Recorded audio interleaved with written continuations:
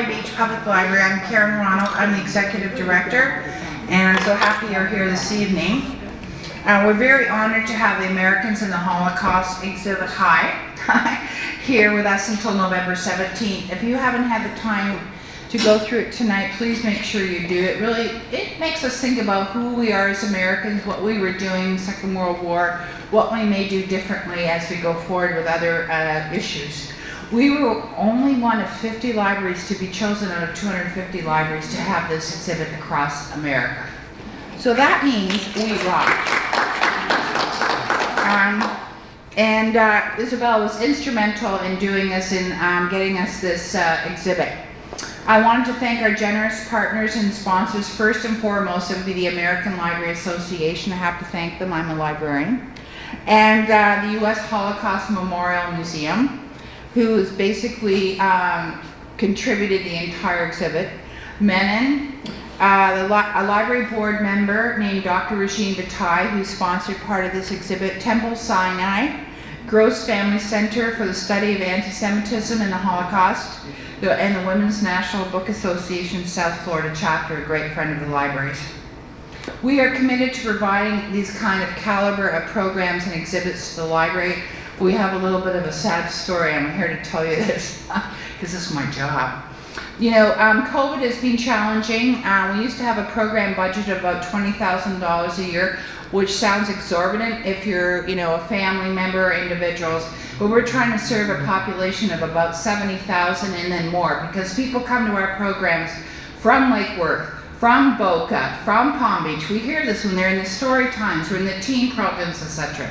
So we used to have a program budget of $20,000. Last year, through COVID, it was cut to 10.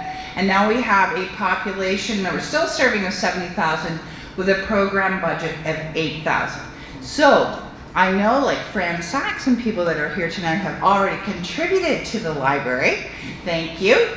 And we're in the middle of our fall campaign. If you can find some money to help us with our programming, we promise we'll bring you this kind of exhibit and program and caliber again and again. I contributed last week at a reception in honor of my new puppy, which sounds ridiculous unless you know me, and it makes every difference. So any kind of money you can do to help us will make us move forward and do this thing again and again for the library, because I believe this is our new standard of programs and exhibits in this community. So Isabella, our magnificent program coordinator and volunteer manager, has certainly outdone herself at this time. So, the minimum amount to do for this exhibit, we wrote an application. We had people, big, huge references to get this exhibit. We were so excited about this. We knew the community would really be overwhelmed with it and love it and embrace it. Well, she's outdone herself this time. She's developed and she is now providing 20 programs. So the minimum was 4, and now we have 20, okay? So this is going on from now to November 17th. It's not just for adults. We've done things for children and teens. We want you to come back and embrace the history, understand what was going on, maybe make us better in the future, and hope you come back again and again. Anyway, I wanted to thank Isabella formally for doing this. She definitely has fans in this library, and I'm one of them. So why don't you come up and introduce our speaker? Thank you, Karen. Before I actually start my official remarks, I just wanted to say to please take a moment to check your cell phone. Please make sure your phone is off, muted, turned off. This event is being recorded, and it would be helpful if your phone didn't ring in the middle.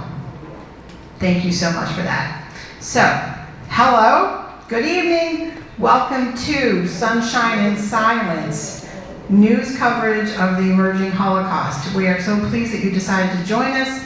My name is Isabella Reuben. I'm the program coordinator at Delray Beach Public Library. Tonight's lecture, as you know, is part of a series of programs presented in conjunction with the Americans and the Holocaust Traveling Exhibition. Karen just mentioned that we're one of 50 libraries to receive it. I am very proud of that fact. Out of 250 applicants, we're one, and actually we are the first library to kick off the whole exhibit in the first place. It's like the Del Rey premiere, which is pretty darn awesome, I think. So the exhibition, the purpose of it is to examine the motives, pressures, and fears that shaped Americans' responses to Nazism, war, and genocide from 1933 to 1945. This is a heavy topic. It really is. Americans in the Holocaust explores four main questions. What did Americans know? Did Americans help Jewish refugees? Why did Americans go to war? And how did Americans respond to the Holocaust? Our hope is that the exhibit and programs like tonight will encourage you to reflect on these questions in regard to both the history and to our roles and responsibilities today. Make sure you view the exhibition before we close on November 17th. And please, you're invited to come back to all of our other programs. The program guide is available online. Registration is required, but all the programs are free and open to the public. Tonight's program, I think, may answer the question asked by the exhibition, what did Americans know? As our speaker tonight will present a historical look at the Florida news marketplace and the Holocaust. Eliot Kleinberg is the rarest of Floridians. He's a native.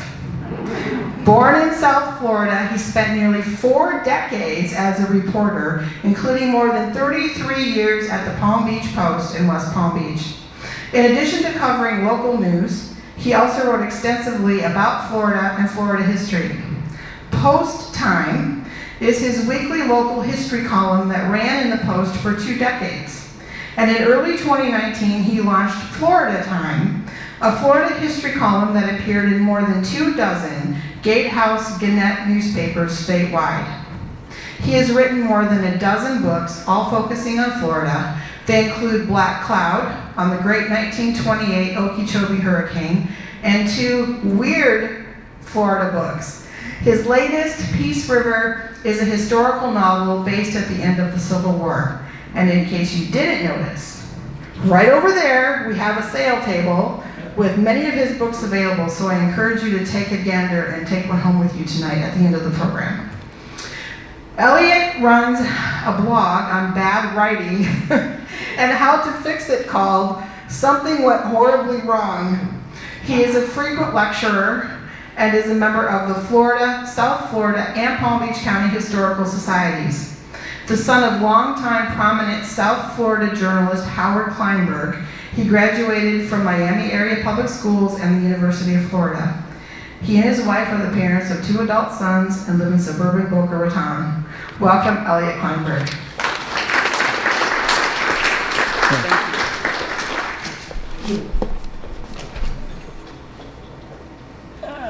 Hello, everybody. Whoa. I'm going to try without a mic or semi-mic. Some of you, first of all, thank you to the Del Rey Library.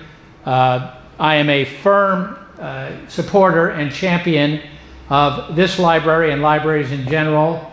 If I had a nickel for every time I found a book that I really needed for a story in a library, I'd be a millionaire. So do support this library or other libraries if you can. I've spoken at this library before. Some of you might have heard me talk, and my talks usually were of a more light nature. So when I was asked to do this, I knew this was going to be a little different. And so for one thing, I knew I was going to have to heavily research it. I knew I was going to have to speak from my writing instead of off the top of my head. So I hope you'll bear with me in that regard. But it's a fascinating, mic or no mic? You guys good? Okay. It was a fascinating topic, and I learned a lot.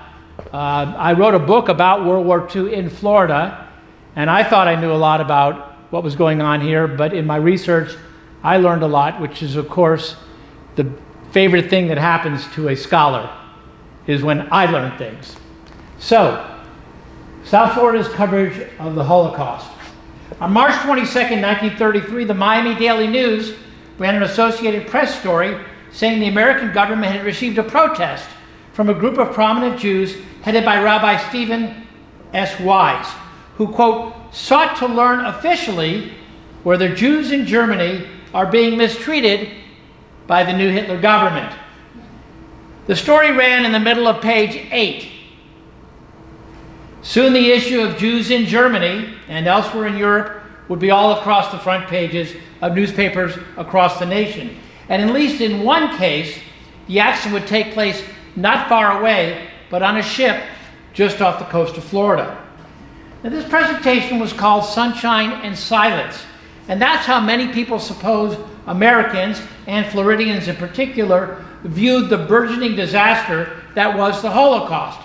But I found in my research that that really wasn't the case.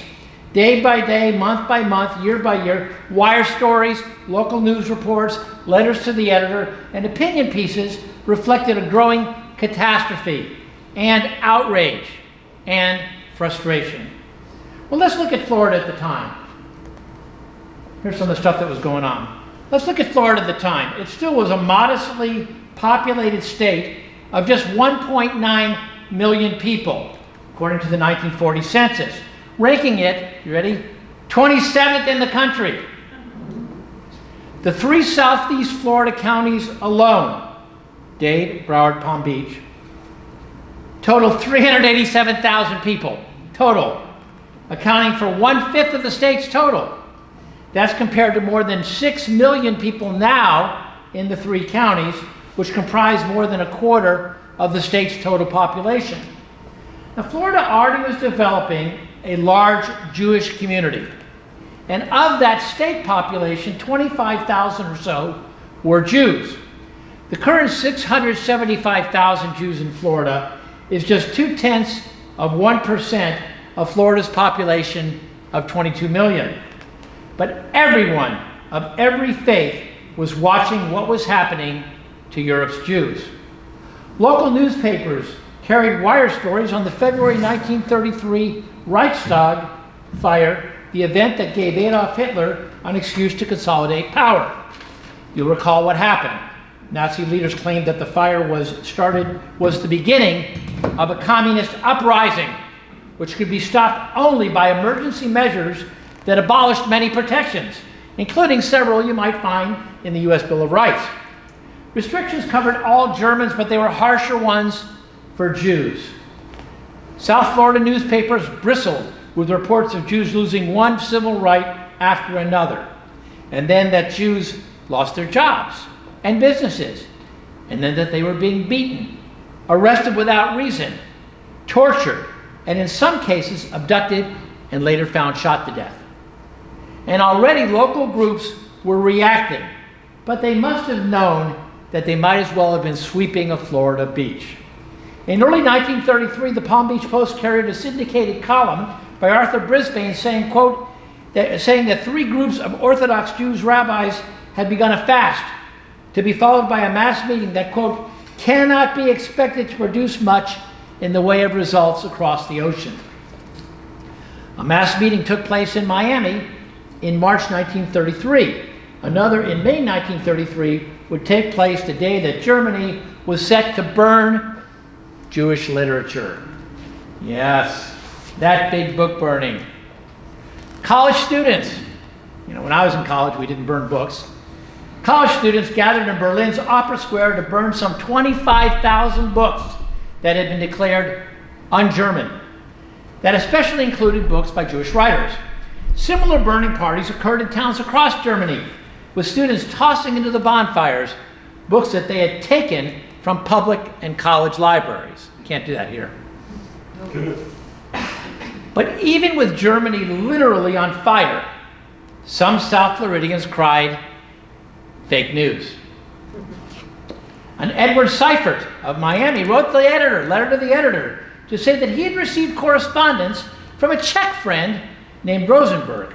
Seifert said the man wrote him that, quote, Hitler is a perfectly honest, well-meaning man, thoroughly unselfish, only full of love for his nation and country, where they try to give equal rights.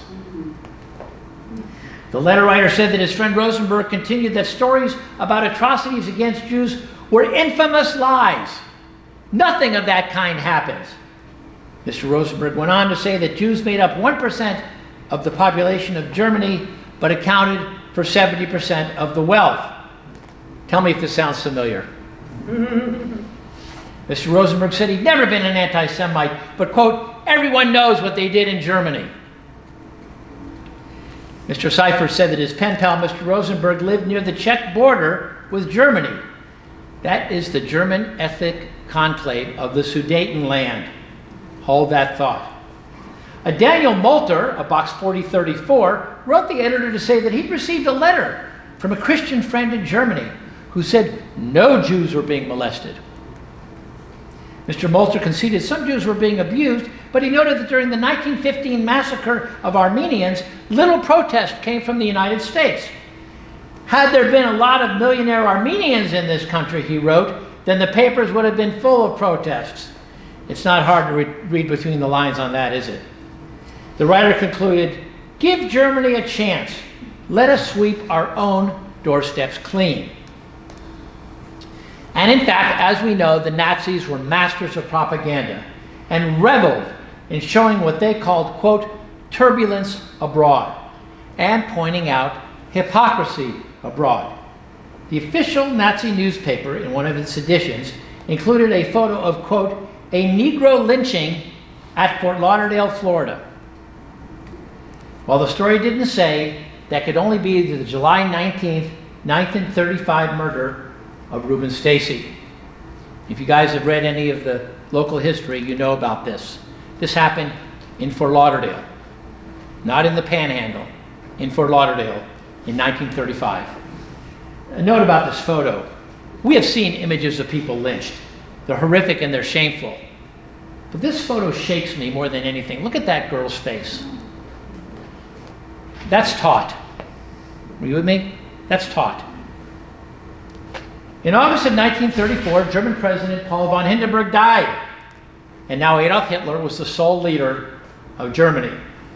4 months later, in December 1934, the U.S. Amateur Athletic Union held its annual convention in Miami. Tops on the agenda, whether to participate in the 1936 Olympics in Berlin. Well, we can all imagine what the debate was, whether it was better to boycott it or to go to it. In the end, they decided that they were going to go. By the spring and summer of 1935, the South Florida newspapers reported continuing restrictions against Jews. Jews could not rent to Aryans. Jews could not hire Aryans as help. Jews could not attend to them as doctors. Later, Jews could not meet in groups of four or more. The Greater Miami Jewish Federation kicked off a drive to raise $15,000 locally and $7 million nationally to help Jews in Germany. Among the celebrities helping out, entertainers Eddie Cantor and Sophie Tucker, both of them regular visitors to southern Florida. Those of you who are closer in age to me than you are to my children will remember Eddie Cantor and Sophie Tucker. Following anti-Jewish riots in Germany in July of 1935, reporters and columnists were saying bluntly in the South Florida papers and nationwide that, quote, the ultimate goal of Nazi statecraft is, if possible, to eliminate the Jews altogether from Germany. They said anti-Semitic leaders, quote, leave no doubt about that. And they mentioned that Adolf Hitler himself would, quote, celebrate the day when not a Jew is left in Germany. They cited a reading of Hitler's own autobiography. Well, we all know what that was, Mein Kampf.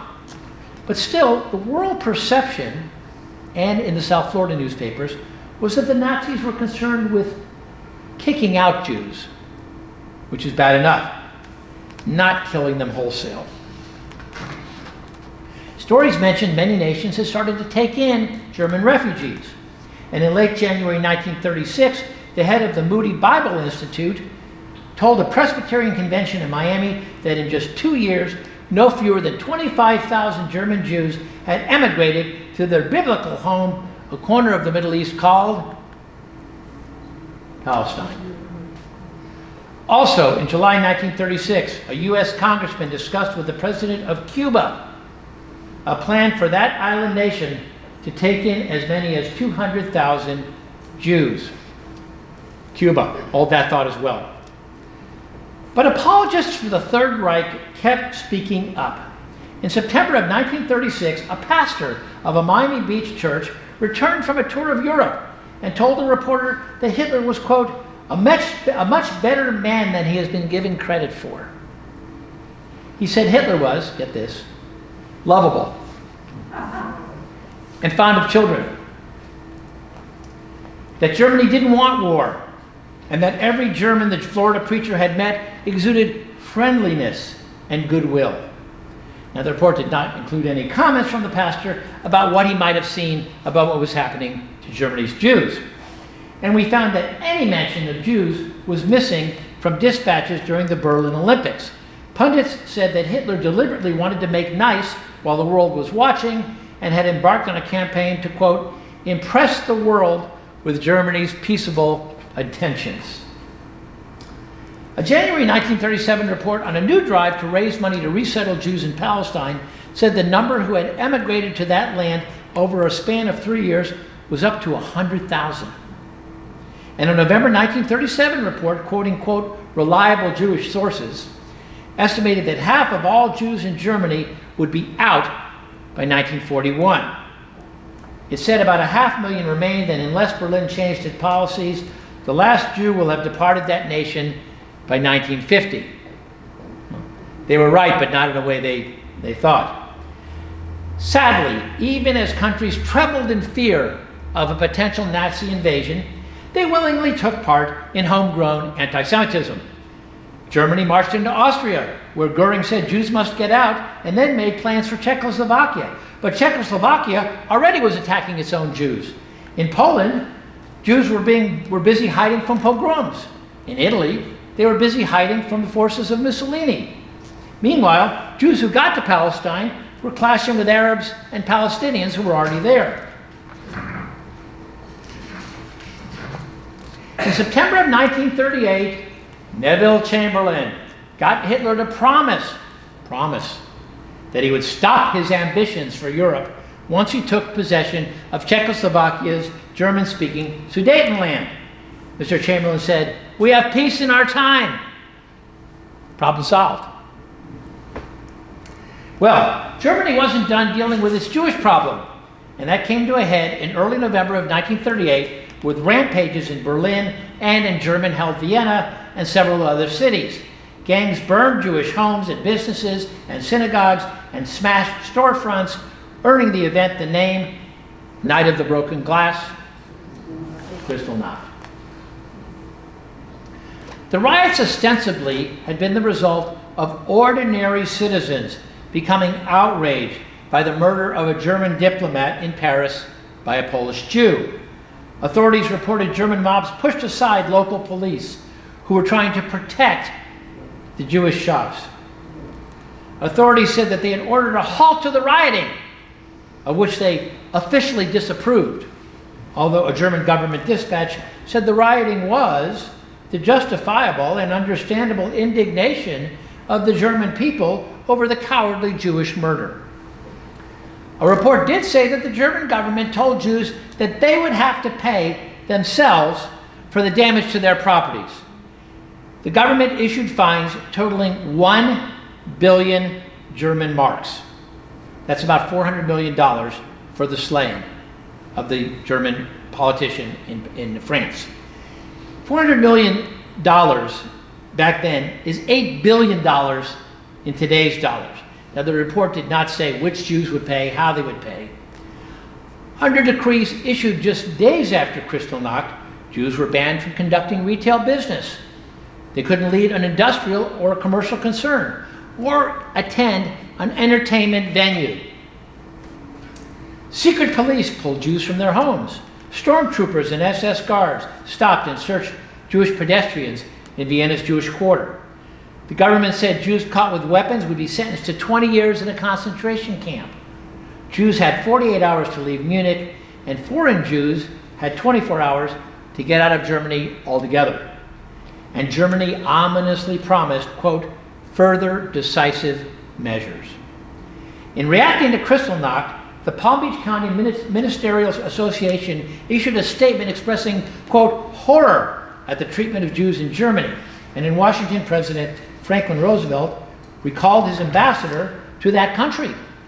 He said of that nation's treatment of Jews, quote, "I myself could scarcely believe that such things could occur in a 20th century civilization." Some members of Congress and participants in large rallies called for cutting all trade with the Third Reich and severing diplomatic relations. The head of one anti-Nazi league said, quote, "At last, Hitler has disclosed exactly what he is after in persecuting the Jews." The U.S. ambassador to England, Joseph Kennedy, a controversial figure and the father of a later U.S. president, floated a complex plan for getting the remaining 600,000 Jews, that was the number he used, out of Germany and into other countries. And across the Atlantic Ocean, a new offer to Jews came from Cuba. Remember that, Cuba. A Reform synagogue in Miami announced its services for Purim, the commemoration of the act by Esther, the Jewish queen of Persia. Most of you know her act to foil a plot to exterminate Persia's Jews. The topic of his sermon was Wanted Modern Esthers. Meanwhile, in Jacksonville, the president of the German American Club said it would hold a joint meeting with Jewish groups, many comprised of German American Jews, to show how things worked in America. Probably no blacks invited. And in Daytona Beach, a labor union voted to boycott merchandise made in Germany or any of its occupied states and urged other unions to follow. So a lot of talk. They were both noble gestures, the gesture in Jacksonville and the gesture in Daytona Beach, but it's hard to imagine that either protest left the leaders of the Third Reich shaking in their jackboots. On January 1st, 1939, new laws took effect in Germany. Jews lost pretty much any rights that they had left. Those who had the means to do so did have an option, which was what? Leave. And Germany was trying to push them along, which brings us to Florida. In May 1939, the German cruise ship St. Louis sailed from Hamburg. Its destination was Havana.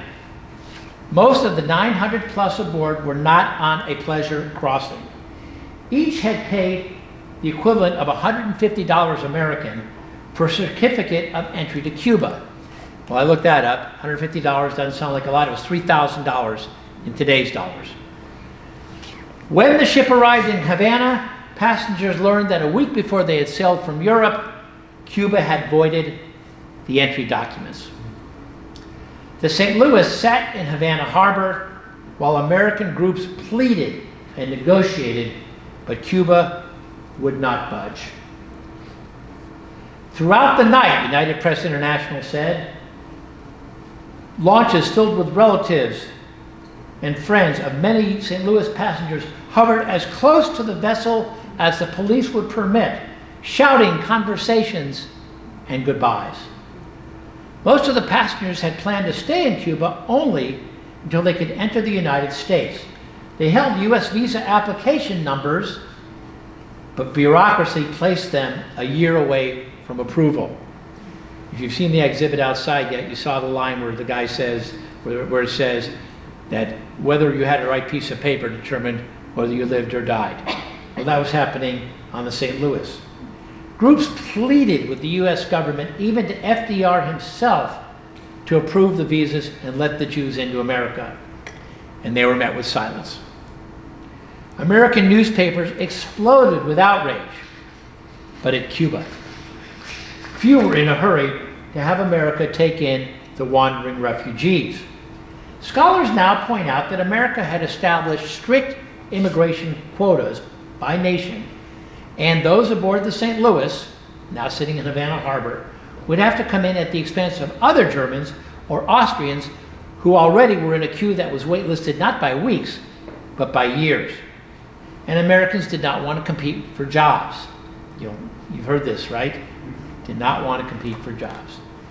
Now, some close to the standoff contended years later that the United States, still neutral and unwilling to get into a diplomatic tiff with Germany, secretly pushed both Cuba and the Dominican Republic not to accept the Jews.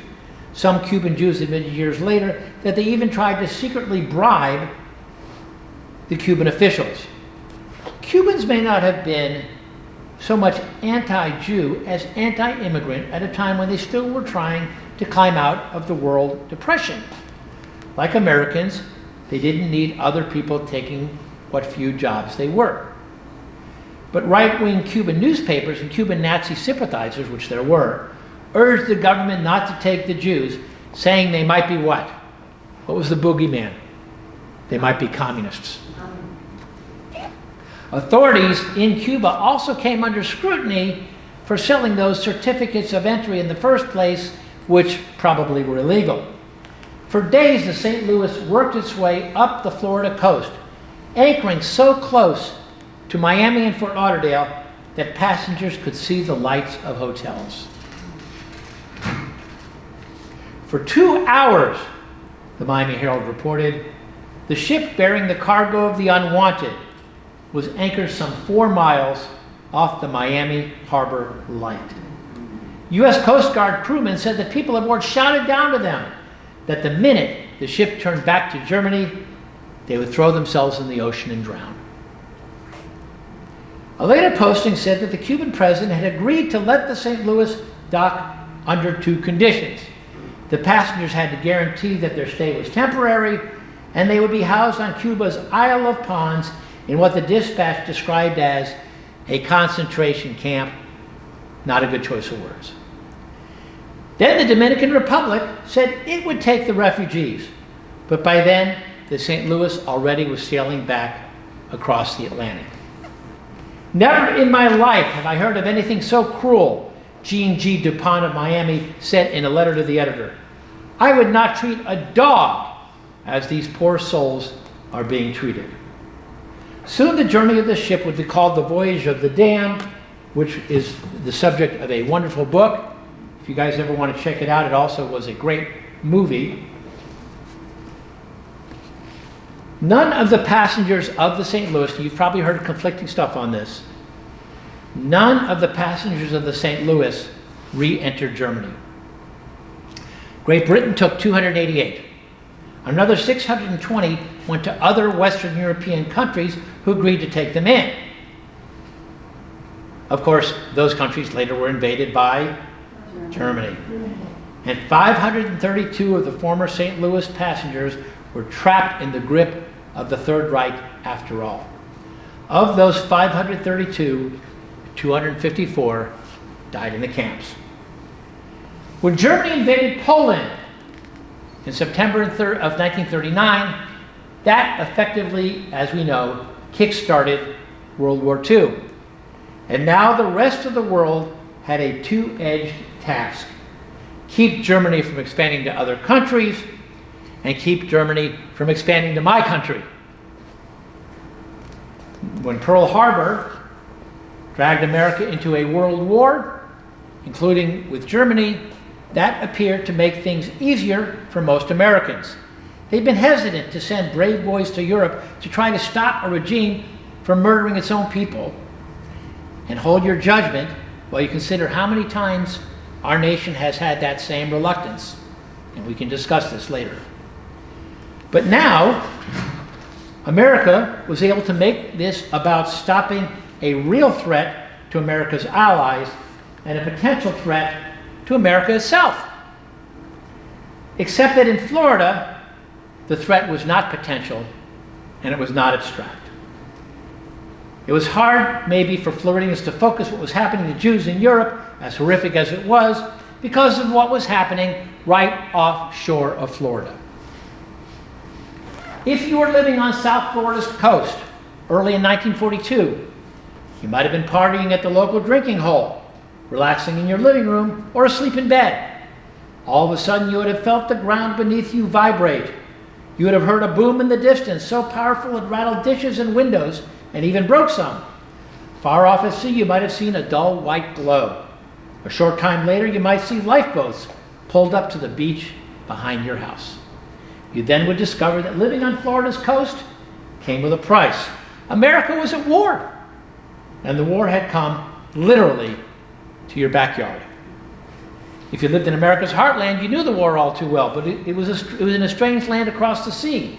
If you lived off the coast of Florida, on the coast of Florida, you could see the war glowing on the horizon. You could see its smoke billowing. You could feel its heat. That's a real picture. You could encounter the dead sailors tangled in seaweed on the beach. And you lived with a special fear reserved for civilians in war's way. You went to bed every night wondering if a shell would crash down on you while you slept. In those first few weeks after Pearl Harbor, the Untersee boats worked with virtual impunity. Off Florida alone, the U-boats sank 24 ships. Between February and May 1942, 16 went down in a 150-mile stretch of Florida coast from Cape Canaveral to Boca Raton. Who knew that? The submarines with little or no resistance leisurely stalked the lumbering tankers and freighters. Their periscope sights would spot their prey silhouetted in the lights of oceanfront hotels. They were easy pickings, fish in a barrel.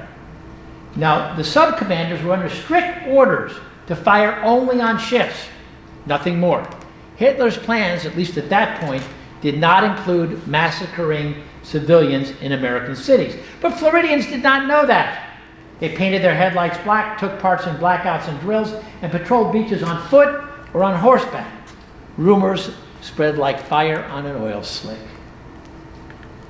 Many urban legends emerged from that era. The most persistent is that German subs sent parties ashore to buy supplies or pick up goods from nests of sympathizers. The late University of Florida Michael Gannon, who wrote 2 books about the U-boat wars, said that crews coming ashore just wouldn't have happened. Veteran commanders, German commanders, insisted after the war that no one left a sub except to meet with another sub at sea. It would have been ridiculous to risk capture for cigarettes. Gannon also said that soldiers were, quote, cooped up for weeks in a cramped, jammed living area that was ventilated only when the boats surfaced. They soaked in stale air, body waste, and crude oil fumes, and often had no chance to bathe for weeks at a time. So, Dr. Gannon said, if one of them bellied up next to you at a Palm Beach bar, you'd know it. One landing was for real, and it was one of the most dramatic moments of the war in America. Operation Pastorius. In June of 1942, 8 Germans who'd grown up in America and who had returned to their homeland were dropped off by U-boats, 4 off New York's Long Island and 4 at Ponte Vedra Beach, just south of Jacksonville. Their mission was terrorism. They were to scatter into the countryside and destroy railroads, power plants, water plants, dams, factories, bus and train terminals, bridges. The plot collapsed when one of the Long Island 4, George Dash, got cold feet and called the FBI. The 8 saboteurs were rounded up, tried, and sentenced to death by electric chair. 6 died. 1 got life. Dash got 30 years. Those 2 surviving saboteurs were deported back to Germany in 1948. Back in Germany, Dash wrote a book saying that the FBI covered up his role because the agency didn't want the public to find out that the FBI never would have learned of the plot except for Dash dropping a dime.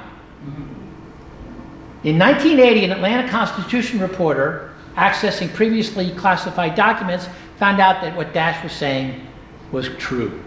Dash spent the rest of his life trying to get back to America, but died in Germany in 1991. Back in South Florida, the war footing touched everyone. Beachfront hotels and restaurants worried about business initially resisted orders for coastal cities to dim their lights so ships wouldn't be backlit. Street lights were hooded to cast only a small circle of light directly down, and some of the very features that attracted tourists to Florida made it the logical place for soldiers as well. The state, a strategic asset for its geography and climate, became an armed camp. Its hotels were turned into barracks. Hospitals, bases, and airfields sprang up, increasing from a total of 8 in 1940 to 172 in 1943. They included the Fort Lauderdale Naval Air Station, where a brash young pilot named George Bush made bombing runs over Lake Okeechobee. Youngest ever Navy pilot. Hotels became hospitals for injured servicemen, and the military set up clubs where a lonely soldier could get a cold drink and some companionship from a pretty young Florida girl. The influx of soldiers led to the boom that changed Florida's population from about 2 million in 1940 to nearly 3 million a decade later. The sleepy southern locale became one of the nation's most important and fastest growing states. Florida would never be the same. But as we know from what was happening in Europe, stereotyping and paranoia can be contagious. In South Florida, authorities detained people on the slightest suspicion of subterfuge. Jumpy authorities rounded up virtually anyone with a German-sounding accent or Asian features. By late 1942, FBI agents made 55 raids in the West Palm Beach and Fort Lauderdale areas. On February 26, 1942, they arrested Baron Fritz von Opel, a yachtsman, a member of the Opel carmaker factory, and the inventor of the rocket-propelled car. They arrested him at his Palm Beach residence, along with his wife and 2 Hungarians. Authorities labeled them, quote, potential dangerous aliens. As for the Japanese, federal agents and local police were under strict orders to pick up any. The feds also searched a Japanese-owned import-export shop on Palm Beach's Worth Avenue. Ethnic Japanese Floridians, and the 1940 census lists only 217 in the entire state, were not subject to the mass relocation to government-run camps that occurred on the U.S. West Coast. And I was recently in Seattle, and they have monuments to where the Japanese were rounded up and sent to camps. The Japanese in Florida were not protected, however, from FBI investigations or from other restrictions allegedly meant to circumvent sabotage. The government confiscated land owned by the Yamato Colony family of Hideo Kobayashi for the Boca Raton Army Airfield. Everybody know what that is now? Half of the airfield is the airport, and the other half is FAU. Now you all are familiar with the Yamato Colony. By the way, it's pronounced Yamato, not Yamato.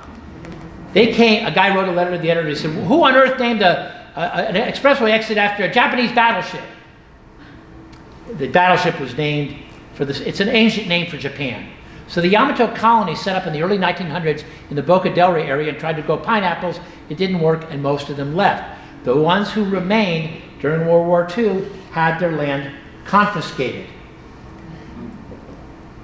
The government also froze the Boca Raton assets of former Yamato member, who knows this man? George Murakami. Authorities operated his farm and lodged servicemen in his home. He had to get permission to leave Palm Beach County. After the war, Murakami slowly built back his fortune and amassed 200 acres.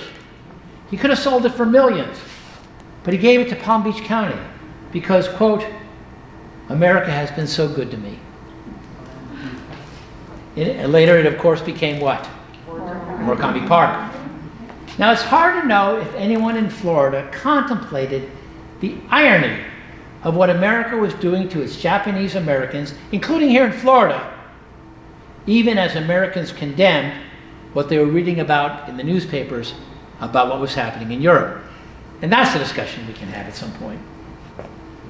In January of 1942 in West Palm Beach, local JCs heard from a man who'd been the mayor of Hamburg, Germany for 14 years until he was thrown out of office and had to flee to France. He flatly said, Adolf Hitler's power is based on brutality and hate. No kidding. What no one knew was that in the same month, the Third Reich secretly met at a villa in the Berlin suburb of Wannsee and voted to set into motion the final solution. The Germans estimated that Europe had 11 million Jews. Their goal was to kill every one of them. Stories described slayings by the Gestapo. One story said German troops in Yugoslavia had slaughtered 85,000 people. But the world still had not scratched the surface of the death of the catastrophe. We find references to concentration camps in Germany as early as 1933, but they were offered in the literal sense, a place to concentrate prisoners. And soon they would have a new, distinct meaning.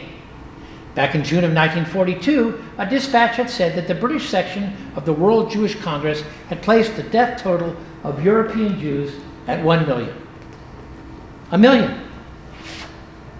And I'm sure people thought, oh my God, 1 million. So horrible and devastating is it, said a December 1942 editorial in the Palm Beach Post, that persecution is an inadequate word. It is a slaughter, a bloody welter, possibly worse than anything the Hebrew race has suffered in its long and sorrowful career. And again, that's when they only thought there were 1 million dead. Another editorial sadly commented, however, the murder of 4 persons in Miami sends a shudder down the spine of everyone, but the murder of 4,000 Poles or Czechs or Jews is just another abstraction. Which brings us to the old saw we've heard 1,000 times. Anne Frank is a tragedy, 6 million is a statistic. One indignant reader, Charles Hyde of Coral Gables, said in a letter to the editor what I think everyone understood, whether they wanted to admit it or not. His comments would be funny if they weren't so tragic. Mr. Hyde noted that Jews represented less than 1% of the world population. And here's what he wrote. If it be true, as said by anti-Semites, that Jews control the finances, the newspapers, the movies, the legislatures, and political offices of the democracies, as well as of Germany, that they were responsible for the First World War, the Treaty of Versailles, the New Deal, and started the present war, the first thought that would be that they, and not the Aryans, are the master race. As early as December 1942, American Jewish Congress President Stephen Wise, a name that appeared often in newspapers, had told Franklin Delano Roosevelt that an estimated 2 million Jews had been deported or killed just since 1939, and that another 5 million, quote, face extermination. And he said the Nazis had put into place a program aimed at total extermination of Jews. Total extermination. So, the final solution was not a secret.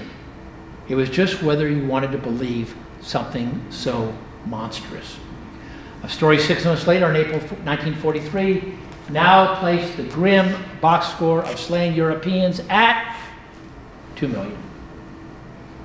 By August 1943, a Jewish institute placed the number who died from starvation, forced labor, pogroms, and the extermination centers at 3 million.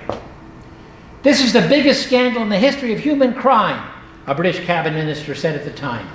And the responsibility rests on the German people. We'll discuss that later too.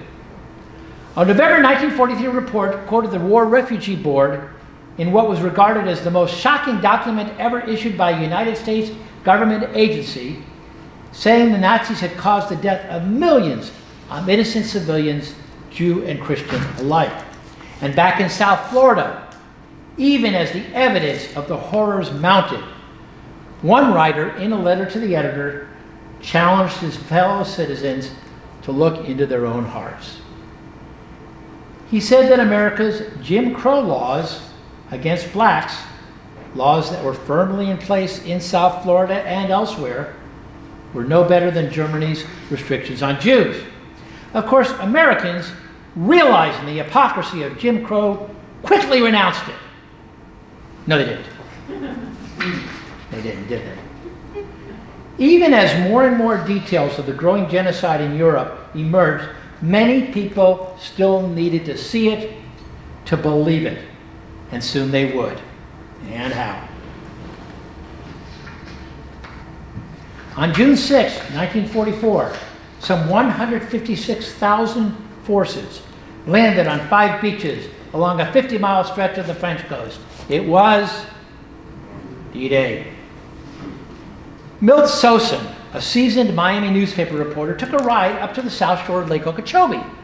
His assignment was to hear from Germans, not German Americans, German Germans. In May 1943, Allied forces had begun shipping to the United States Germans that they captured in combat. Over the course of the war, who knew this, more than 9,000 German prisoners of war went to 22 Florida camps.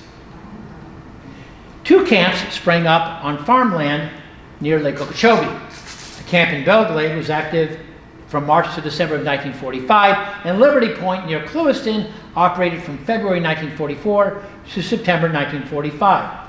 On that warm morning in June 1944, D-Day, Milt Sosin, the reporter, drove up US 27 through pastures and farmland, and when he got to Liberty Point, prisoners were marching in from the fields in formation, their shovels slung over the shoulders like great German rifles.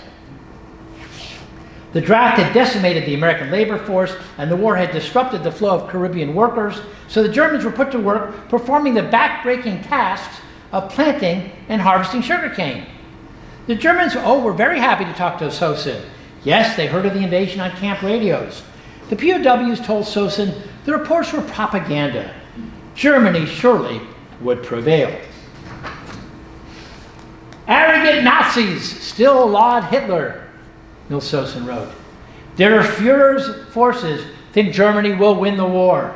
Sosin described the prisoners as jaunty, confident, and arrogant members of Der Führer's forces, not cowed and beaten soldiers of a nation being pushed into a tighter and tighter circle. One man who was not in the camp at the time soon would be, and he would be anything but jaunty, confident, and arrogant. His name was Karl Barrons. Karl Barrons was 18 years old from the historic German town of Bremen. He was drafted to a paramilitary labor battalion repairing fighter planes. In April 1944, he instead was ordered to combat in France. And on June 27th, 3 weeks after D-Day, he was one of 25,000 German soldiers captured by American units. He arrived at Liberty Point in Florida on August 16th. At about 5:30 p.m. on December 30th, Barrons failed to return with a work group clearing a canal between cane fields. Local, federal, and military authorities launched a massive search. The story was front page news.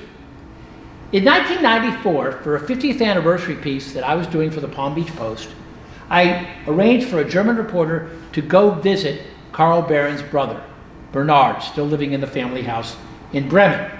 Bernard said Karl likely had difficulty dealing with the hard labor, the homesickness, and the depression, and the intolerable heat.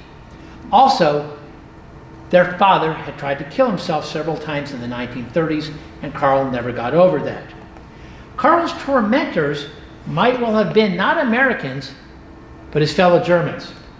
The prisoners had a social structure loosely split, and the higher-ranking Africa Corps picked on the young guys, the young draftees who had been captured at D-Day.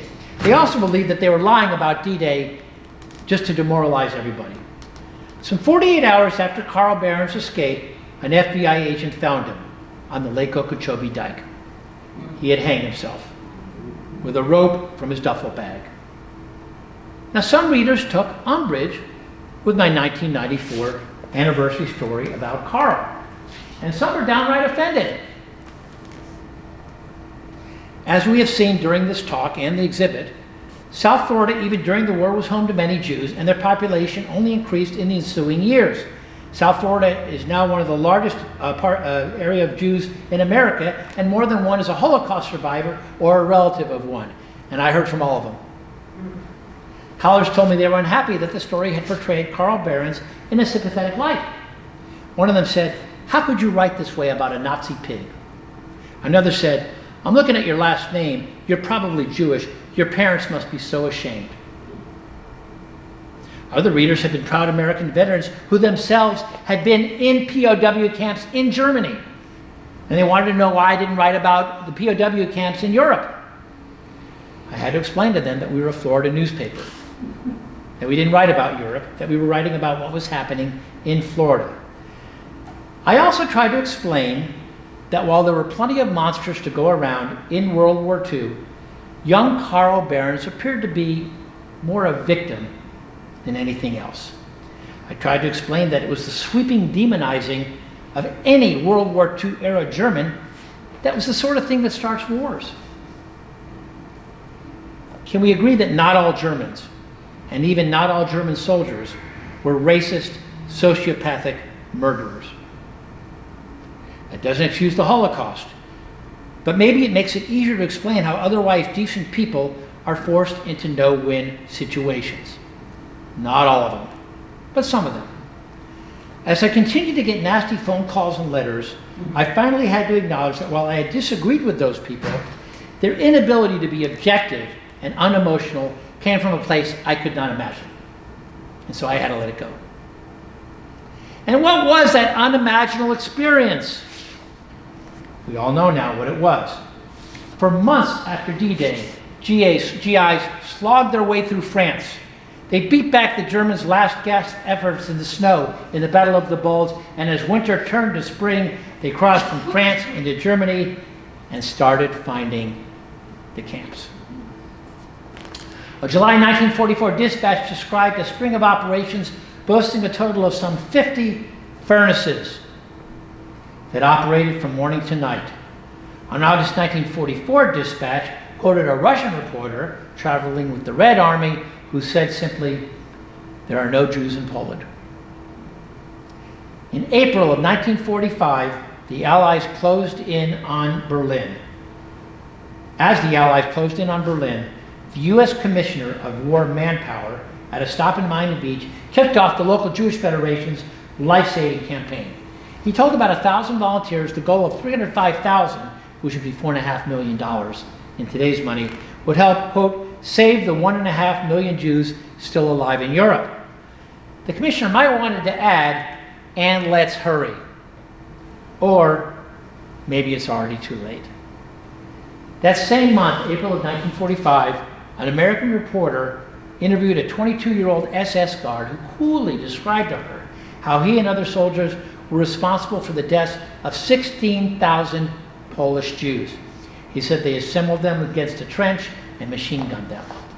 The reporter refused to shake the man's outstretched hand. He told her he was just what? Following orders. Another reporter, also female, followed a story describing lampshades, book bindings, and other items made of human skin. Survivors told the reporter about gruesome experiments. Now, I was thinking, is this something that ever will be anything less than horrifying? You've heard the expression, the banality of evil. Is this the ultimate in banal inhumanity? Back in South Florida, a memorial service marked 2 years since the Nazis had slaughtered 500,000 Jews in the Warsaw Ghetto. But in Europe, a dispatch said American GIs near Munich had arrived at Dachau. The soldiers freed 32,000 prisoners and found boxcars lined with bodies. At first glance, the cars seemed loaded with dirty clothes, the story said. Then you saw feet, heads, and bony fingers. 3 days later, 8 U.S. congressmen, at the invitation of Allied Commander Dwight Eisenhower, toured a camp whose name was new to America but would not be for long, Buchenwald. One of them said, "This is the most horrible thing anyone could conceive." And a story said that a group had calculated the total deaths, 5,817,000. The 6 million. It was depressing and terrifying to go through newspapers day by day, watching the Holocaust morph in real time. It was not fun. It was like watching a horror movie where you already knew the ending and it wasn't good. The hindsight of history gives us the luxury of shaking our heads and wondering, why didn't you do something? But that raises the difficult question, what were we to do? As we saw day by day in the newspapers leading up to Pearl Harbor and all the way to D-Day, America had few options to pressure the heavily armed and belligerent Third Reich, short of going to war with it. Research in recent years, some of it perhaps included in this exhibit here in Delray Beach, in fact I know this because I saw it right before I came over here, does reveal that President Franklin Roosevelt held off taking in refugees, apparently not wanting the world conflict with Germany to be just about Jews, which when you think about it, made political sense, even if it was callous. Now, I always tell people when I talk about the Holocaust that I always mention the other groups. The Romani, which are called Gypsy, but that's not the proper anymore. Catholics, gays, communists. And the reason I do that is because when you talk about the Holocaust, I think there's a danger in making it just about Jews. Because when you make it just about Jews, then there are people out there, and you know who they are, who can rationalize it away. It's not about Jews, or at least it's not only about Jews. It's about murder. And modern day critics will argue that Americans have stood by in recent years as oppression and even genocide occurred in places around the world. Darfur, Rwanda, Myanmar, Syria, China. So now, even as then, a person has to say, what are we to do? So, thank you for listening. I hope you learned a little bit. I think we have a few minutes for questions or comments. Thank you. It raises some serious questions.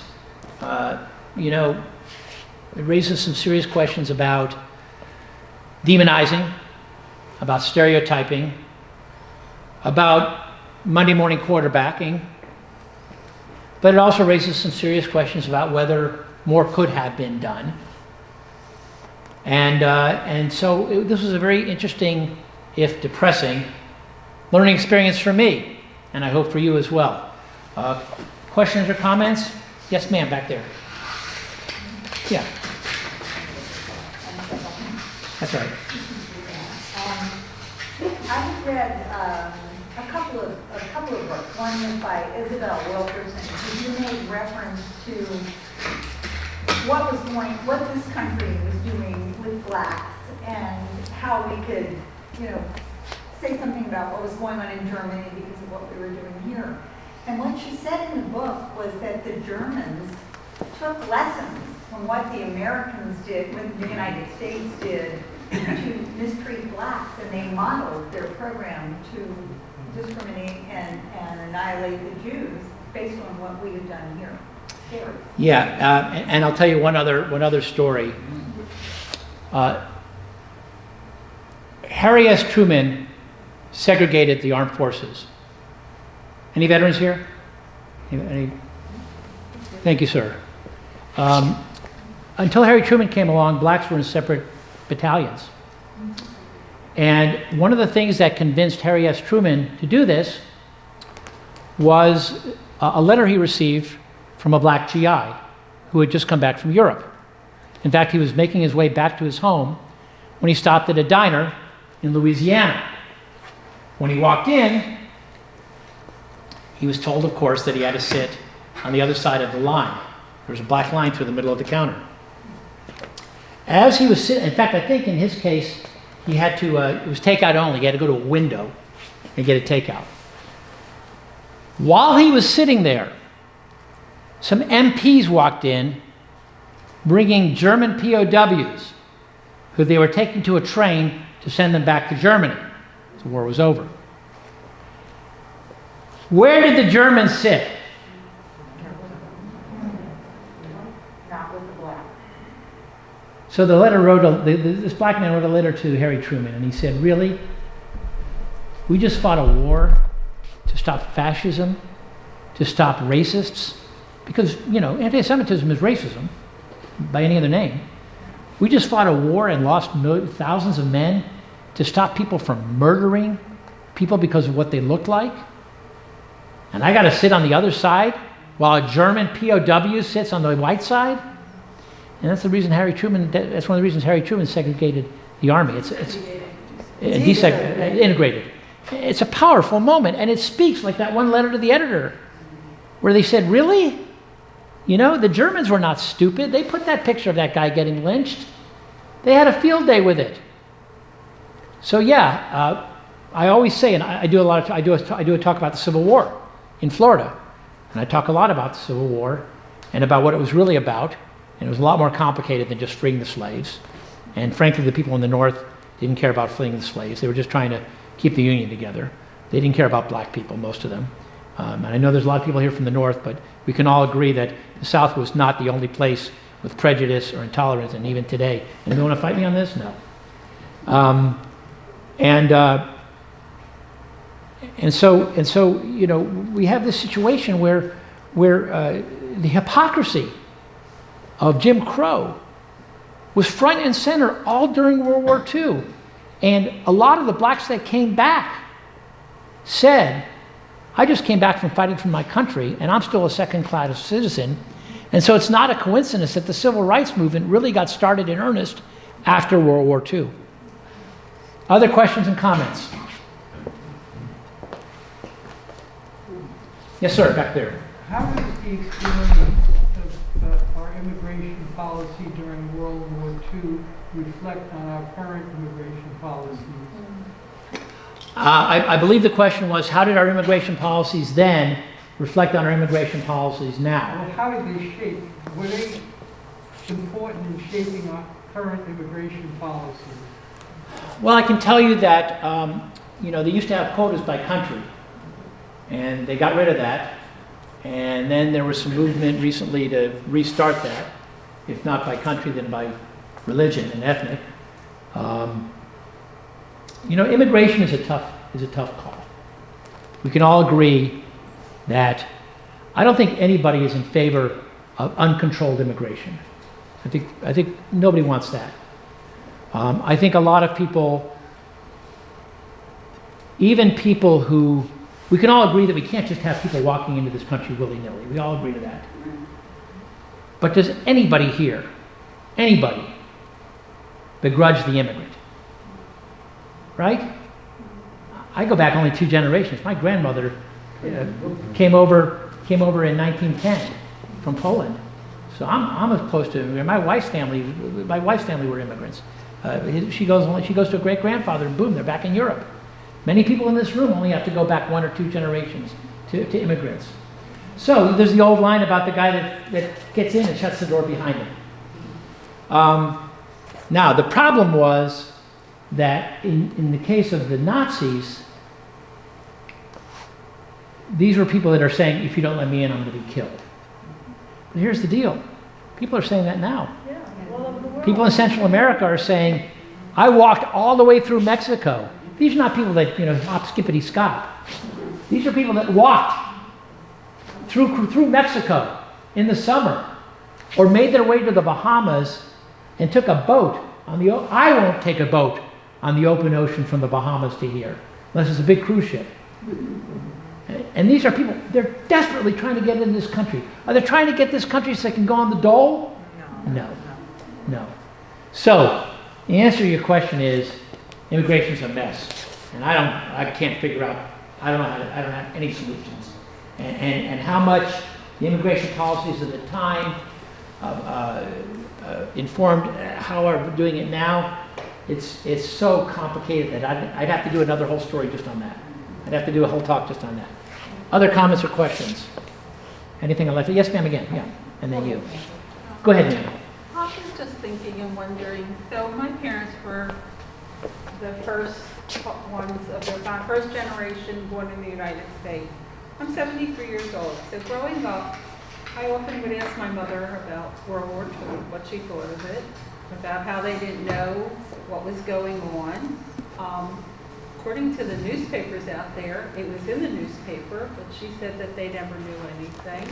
And I also wonder if because they were immigrants, they came from, of course, large families, and they all immigrated, you know, like in 1916, 17, as so many Jewish families did. whether they were suppressed and actually not able to discuss any of that and talk about it. I mean, I don't know. They're not, of course, not alive to talk to now, but we in my household, we never talked about slavery, immigration, World War II. We never talked about any of those things. I try to think back actually now, what did we talk about? So I'm just wondering, and of course you wouldn't have the answer, but if it has anything to do with the fact that they were immigrants, they were the first generation. Well, I can tell you that, I'll tell you a story. My family came from New York, as did everybody. My father grew up in the Bronx.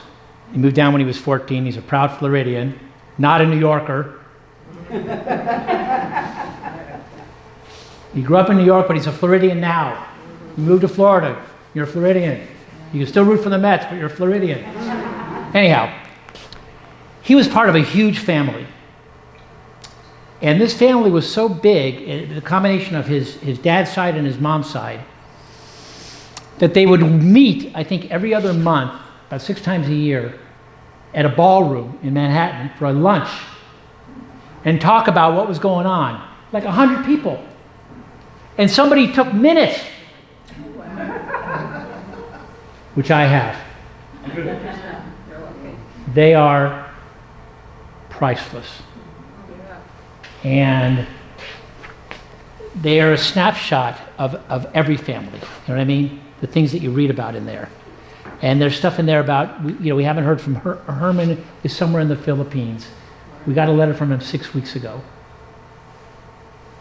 But there was also stuff in there about, and this is to your point, that said, we heard from my cousin Sadie on my husband's side let us know that her brother got out. That's all it says. Her brother got out. And everyone knew what that meant. And you go through these papers, and they knew what was going on. You know, maybe they didn't read the paper, but that's a topic for another conversation. But yes, of course, everybody knew what was going on. But again, the question becomes, what do you do? Ma'am, you had a question, and then I'll get to the back.